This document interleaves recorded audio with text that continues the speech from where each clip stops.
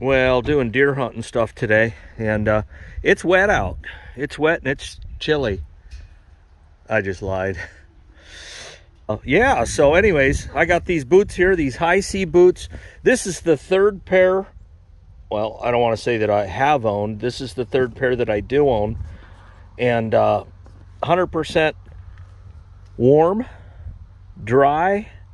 And this says lifetime warranty. The warranty actually is 100 years on these boots. I don't back a junky product. I won't do it. And I can tell you this much.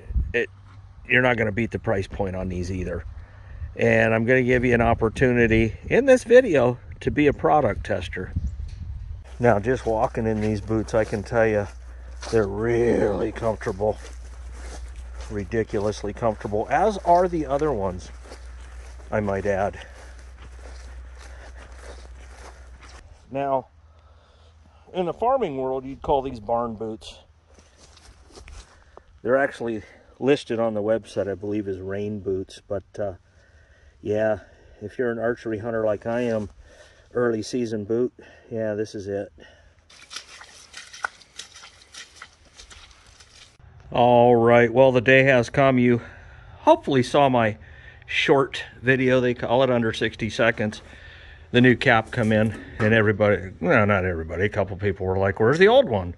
Well, the old leaker is on the shelf where it belongs. It doesn't belong on a tractor when you're, maybe if you're driving in a parade and you're on a half a tank, that's fine. These caps are free. Go to my Farmall H playlist, scroll down, you'll find it, dig through there. I did a video on it. It's Next Star, I do believe, that you get the caps from. Everybody's so worried about being right. You know three things really good, and that's cool. But anyways, what I'm doing today, the carburetor is rebuilt and clean. So is the tank, but I want to put an inline in this. And if you go look at my 57, the inline filter is really, really small. And I may end up going to a small filter. I don't know. But for now, I'm going to put the same size filter inline on there that I did my M, and that's the Napa 3003, and I'll show you here. All right, so there's the Napa 3003. And it's a heck of a filter. I mean, am I gonna be able to make it work? I hope so. Hope so. I think bigger is better, certainly in this case.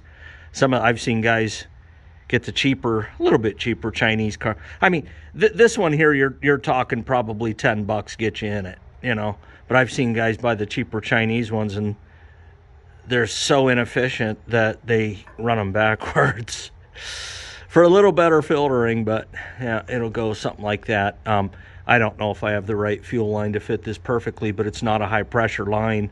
And what I'll do is I'll just go further up it with the tubing. I am worried about this here, though. That kind of freaks me out. Heat on a fuel line. Yeah, that's cool. But I don't know. I suppose there's a gap enough for it. But anyways, I'm gonna get cutting. And what am I gonna cut with?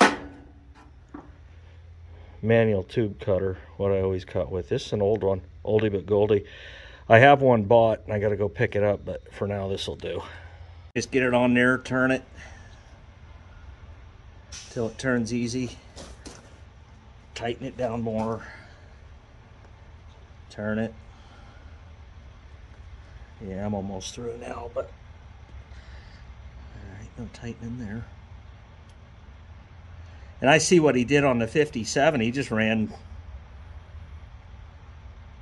regular fuel line hose. It's not the steel line at all. I like having steel line. I did that on my M. It worked great. One and done, man. Clean the tank, clean the carb, run an inline. Oh, well, a lot of you guys, you're originalists. You're going to say, well, they had it right. That sediment bowl should do its job. There are things over the years, contrary to your extremely old-fashioned beliefs, there are things that are done better now. Okay? And there are things that guys figured out over the years that make a gas tractor run more efficiently with less hassle. Yeah. Almost through. I don't know, somebody's going to criticize me for the way, oh, you got to turn it the one way. Well, okay. But I'm not. Oh, yeah. Just about through ski. There we go. All right. So it's a nice clean cut right there. I've cut back in my old archery days, cut aluminum arrows using these, and it works really good, you can see. So yeah, let's get that inline in there. Now there's the new improved version of the carburetor, right down to the pewter. Good looking, silver, just like the Chinese version, but IH instead. So I'm going to put this carb on there. I got the upper line done. I see why they go smaller. They just fit in line a little better. But if you trim the line, both lines, good enough, then it's good enough. This is too big for the fuel line itself, but it fits the filter. So this is what I went with. I'm just going to clamp it tighter. Again, not a pressure line. So, and I'm down right about there to the steel. So I shouldn't get any backflow there. Well, just to give you a brief update, I've trimmed this as much as I want to. And I'll run the hose clear up to there and then clamp it off. And I've had to cut this back. I mean, you can imagine, you know, a big old freaking filter sitting in there. And then I'll run that hose clear up. I don't know, yay. And then run one over there, should be good. Clean fuel to a clean carb. It's critical. Now, I'm smart enough to know that there's gonna be guys that don't agree with this setup at all. And you're either going to tell me, oh, you know, the original setup works perfect if you have a clean tank and all that. Then there's going to be guys that tell me, oh, I should have went with the smaller one. And I still may end up going that route. There is a little bit of a climb here. Okay. You know, in a non-pressurized system, I don't like a climb of fuel. But I think it'll be okay. I really do. I think I'm going to be able to get the fuel that I need. I get this last clamp on there, preferably as straight as possible. But these are really good, these 3003s, and I don't know. I think it gets to the point where it's like you have two choices in these old tractors. You either professionally restore those tanks and run, you know, the system originally, or you go to pretty extreme measures. This isn't going to be a parade queen tractor. I'm going to run this all winter plowing the driveway with it. And I don't want to piss with the fuel system. I don't mind, you know, if I have to change plugs and plug wires and that stuff, but no, not the fuel system, not in the winter. So yeah, this is what I'm going to run with. And if it doesn't run right, I'll change it. But I got a pretty strong suspicion that it's going to. Well, I think it's time. I split the difference here between the exhaust and the manifold. I'm about 1.5 inches off both ways, so I think I'll be all right. I mean, obviously, I'm gonna watch it the first few times that I look at there. There's a Zerk right there. I mean, there's Zerks everywhere on this thing. It really pays if you're going to buy one of these, or any tractor in general, antique-wise. I mean, obviously, if you go buy a new one, it comes with a manual. Get yourself a manual for these. You can go anywhere and get one cheap. eBay. They're replicas, but they're still good, and a service manual. And yep, A to Z. But I think it's time to turn the fuel on and get the Napa 303 just flowing. All these are tight. I don't know about the throttle rod yet. May need to adjust that. There's a spring right there. Somebody was asking, you know, they watched my Farmall carburetor adjustment video, and you know, and that was just a baseline, just to give you a very baseline of which to go by. And they're asking, well, I just bought a 57 Cub, and I was like, well, I did too. Is it the same thing? Well, no, they're different adjustments, but you can obviously play with the screws. And I may end up doing a video on how to adjust a carburetor on a Farmall Cub. At least start off to factory specs and then go from there.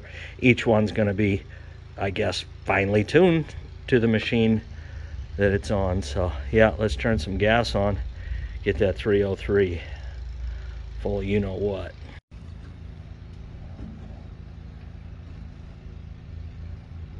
Yeah, she's flowing. Good flow in there. I have no problem with that. Yep. You can see, filling right up. Get on the other side here. Yep. Yeah, I think that's gonna work good. As soon as I call for fuel here, we'll see. We'll get some gas in the carb, and I think I got these tight enough. Let me make sure. Those are 7/16. Yep. Yep. Couldn't get the box in around that side, but no big deal really. Just don't want any air leakage. That should do it. New gasket right there, tighter than a frog's butt. All right. Turn the battery on. Man, I just saw something. Oh, the carburetor's dripping. Let me get these tools off of here. Well, that would explain why the fuel bowl wasn't tight. The little nut on the bottom of the bowl wasn't tight. So she ain't dripping now. And we're still red on the trickle charger. That doesn't mean that the battery's dead. It just means that it's not at least 80%. Otherwise, I think it would be red blinking or green blinking. Means it's at least 80%. Well, do the handshake, turn the battery on. That always helps. Go on. Let's go. Ooh, that sounds good turning.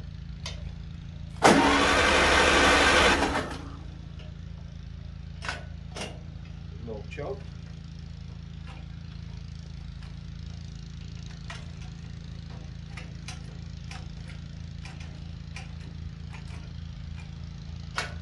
No choke. Little throttle.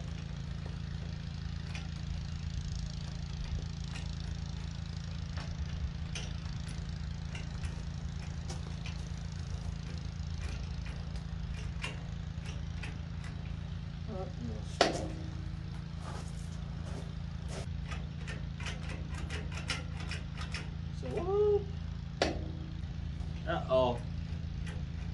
I think we got a switch issue. That's a brand new switch too. And if you are interested in becoming a product tester for the High C boots, there's an activity link down in the description with the Farmall code, the invite code, Farmall. Thanks for watching. I'll see you at the next video. Time to get the tester on some of these wires. Boom.